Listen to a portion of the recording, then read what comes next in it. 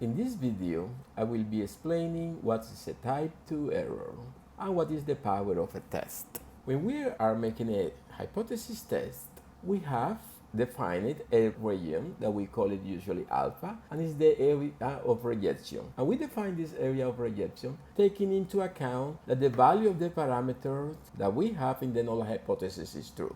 Assume that is the mean. So we are assuming that the mean that we have in the null hypothesis is true. Then we compute at statistics, for example, if we are making a hypothesis test about the proportion, we compute the sample proportion. And if the value of the statistic falls in this region, we reject the null hypothesis. So we reject something that we have considered true.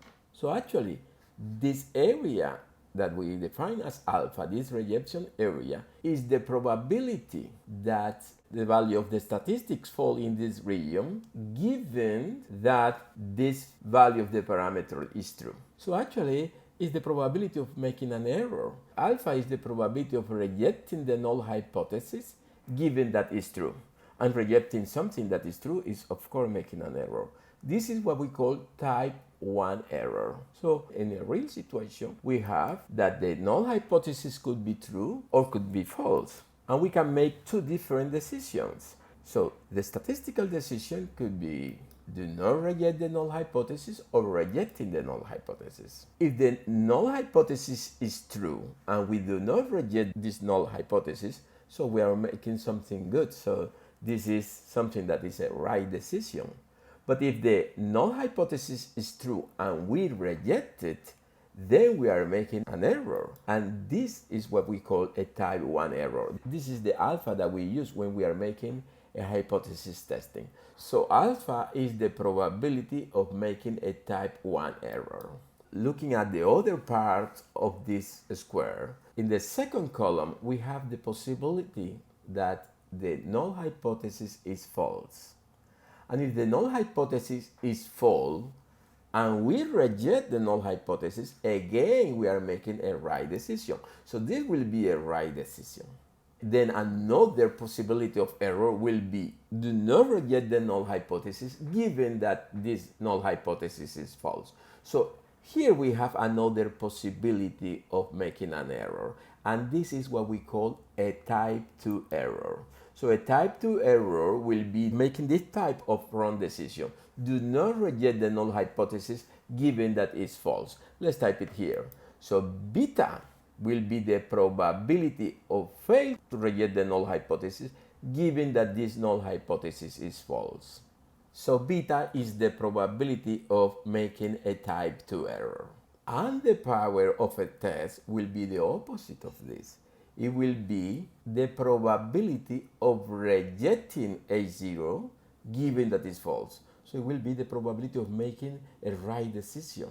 So the power will be the probability of rejecting A0 given that A0 is false. And obviously, if beta is the probability of fail to reject A0 given that A0 is false, then the probability of the opposite, the probability of rejecting given that A0 is false, it will be 1 minus beta. So what we are going to do now is explaining how to compute this power of a test. It will be important to recognize here that this beta, this type 2 errors, it will be difficult to control by the statistician.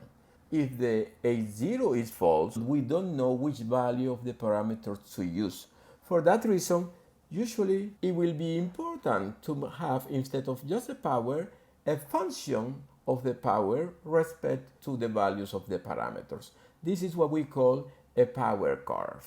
The power curve will be the graph of the power. They will be considering the power as a function with respect to the population parameters. So what will be the value of the power if, for example, the mean is 20?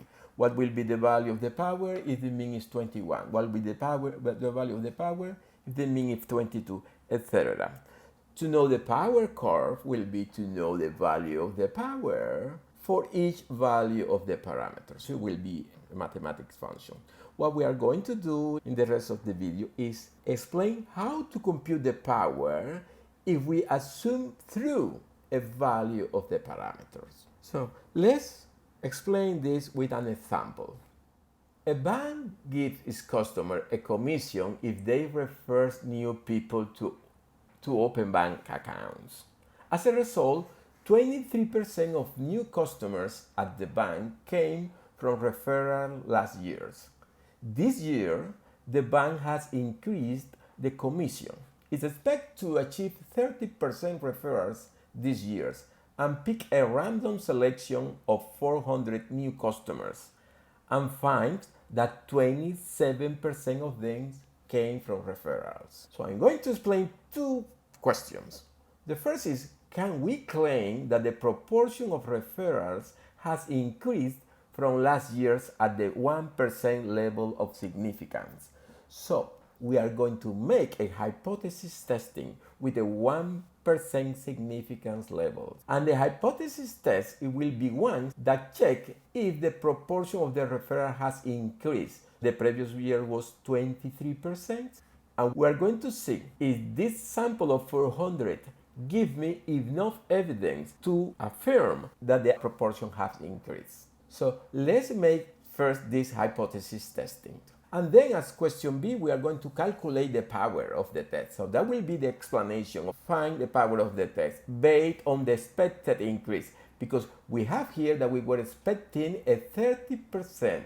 So the bank expects to achieve 30% of referrals. So let's solve the first question. Let's make the hypothesis test. Can we claim that the proportion of the referral has increased from last year's at the 1% significant level? Last year's was 23%. So we are going to check if the proportion is more than 23%. Obviously, as a null hypothesis, we are going to type p equals 0.23. And the alternative hypothesis, that is the one that doesn't have the equal signs, will be p greater than 0.23. So what we are going to do is compute the test statistics first. And we are going to take into account that the rejection region is 0.01 because this is a 1% level of significance test. So let's compute the z statistics. Remember that for the proportion, the z statistic is the sample proportion minus the proportion in the null hypothesis divided by the square root of all this. So the only that we need to do in this formula is just substitute p bar, that was the sample proportion, and the sample proportion, these 400 new customers, yield a proportion of 27%. Then this sample proportion is 27%. This p is the one in the null hypothesis, and n the sample size. That in this case is 400. So let's make a substitution of all these numbers and make this operation in the calculator. I'm using my calculator here, and I found that this is 1.90. So one idea could be find if this 1.90 is in this rejection area or here in the acceptance area. Obviously, for that, we need to compute this number here. What is the critical value? But instead of computing the critical value, what we are going to do is compute what is the area to the right of this 1.90. The p-value of 1.90, we can compute the p-value using Excel. So the p-value will be 1 minus the normal standard distribution of 1.90. So assume that this number here is 1.90. The normal distribution of 1.90 will be the area to the left. Don't forget to type this 1, that it tells Excel that this is a cumulative probability. If you type normal standard distribution, Excel will give you the area to the left. Because this is a right tail test, we want to check what will be the area to the right. It will be 1 minus the area to the left. So it will be 1 minus the normal standard distribution of 1.90. If I compute this, this is 0.0287. Immediately we notice that this p-value is greater than the significance level. So we fail to reject the null hypothesis. So what we have here is this 1.90 is not here, it's smaller than this. And the p-value will be the area to the right of 1.90. So it will be the smallest area needed for rejecting the null hypothesis. If you want to reject the null hypothesis, the area needs to be this side or even bigger. So whatever area bigger than this will be enough for rejecting, but no an area smaller than this. So this alpha is smaller than the p-value. The p-value is 0.0287, and because the p-value is greater than alpha, we cannot reject the null hypothesis. If the actual value is 30% now, what will be the power of the test? So what to do in this case? Let's explain how to compute the power of the test. Calculate the power of the test based on the expected increase. And the expected increase is 30%.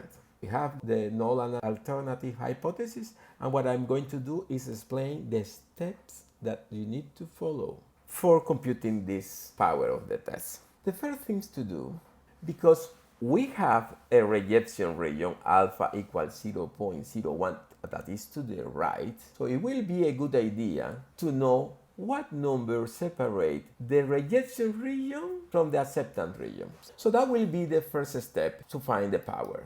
Find the sample proportion critical value considering P as in the null hypothesis. What will be this number here? Of course, we can use the Z statistics. So the Z statistics will be this P bar that we are going to find minus the P in the null hypothesis divided by P1 minus P over N. We know everything at the bottom in the square root. And this Z value can be found in the normal distribution or can be found using software. Let's use Excel to compute this Z. What will be the Z that have 0.01 to the right?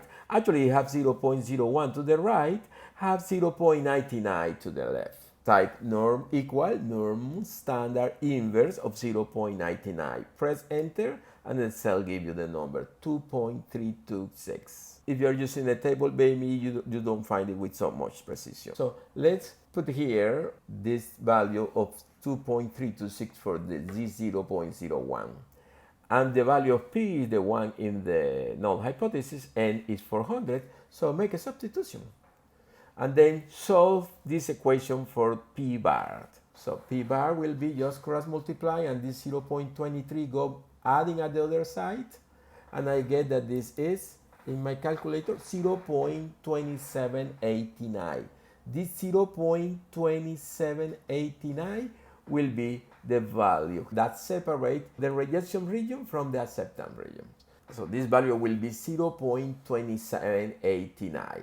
As a second step, you are going to find the Z critical value with the expected value. So we know that the expected value is 30%, the expected value of P. And with P found in the previous step, what will be the Z value of this if the expected value was true, if the actual proportion was 30%? What we are going to do is considering that this 30% is true. So it's not 23%, it's 30%. It's the actual normal distribution, it will be to the right. So this will be the number 0.30. So the actual normal distribution is here. And we know that is this value, that this value is 0.2789. So the actual distribution has moved to the right, and the value 0.2789 now appears at the left of this 0.30. It's lower than this, so it continues in the same position.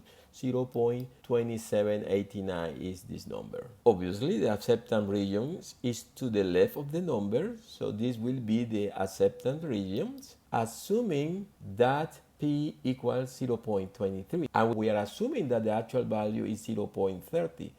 So if this is the value that we are assuming, this is wrong.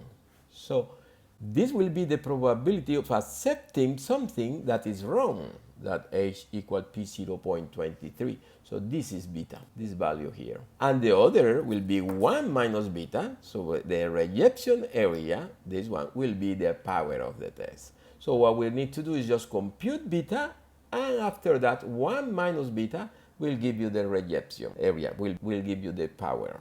Obviously, we need to think about the standard normal distribution, and the standard normal distribution have 0 in the middle. So this 0.30 corresponds to the 0 in the standard normal distribution. And what we are going to do is find which value in the standard normal distribution corresponds to this 0.2789. For that reason, we are going to find this z-value corresponding to the 0.2789. So we are going to use again the z statistics for doing that. So it will be z equal p bar minus p divided by the square root of p multiplied by 1 minus p divided by the square root of n. This p will be the actual value, now 0.30. So we are considering the expected value as true now. And this p bar is the 0.2789. We want to know to which value of z corresponds this p bar. So let's make a substitution. This 0.2789, this is 0.30, and n equal 400. So we have this. We use a calculator now for compute z, and we found that this is negative 0.9209. So then we can go to the table to find what is the probability that is at the left of this 0.2789. So this value, negative 0.9209, corresponds in the standard normal distribution to this value 0.2789. So in the standard normal distribution, this is 0.9209. And now I'm going to find the area to the left. I'm going to use Excel, but you can use the table also. We have here a value z rounded to 2 decimal, and you are going to find it in the table. If you use Excel, obviously will be with more precision. Let's use Excel. We are going to find beta, the area corresponding to the acceptance area, given the previous value for z. And this obviously will be the normal standard distribution of negative 0.9209. 1 minus that number will give you the power. So beta will be normal standard distribution of negative 0.9209. Don't forget to type the 1 to tell Excel that this is cumulative. So press enter and Excel will give you the number 0.1786. The power of the test will be 1 minus this number. So the power will be 1 minus beta equal 1 minus 0.7686. I get 0.8214. And this is the way that you compute the power of the test. Again, I repeat, follow 3 steps. First, find the p var critical value with p as in the null hypothesis. After you get this p var, then find the value of z corresponding to these numbers. Using in the z-test the value of p that you consider now as true. So actually in this case you were expecting 30%. After you get this z, compute the acceptance regions, and these acceptance regions will be beta. In this case that we have a right tail test, so the acceptance region is to the left, the rejection is to the right. If we have the opposite here, we need to do the opposite. So the acceptance will be at the other side and the rejection will be at this side. So follow these 3 steps and you are going to find the beta and the power of the test. I hope this has been useful. Thank you.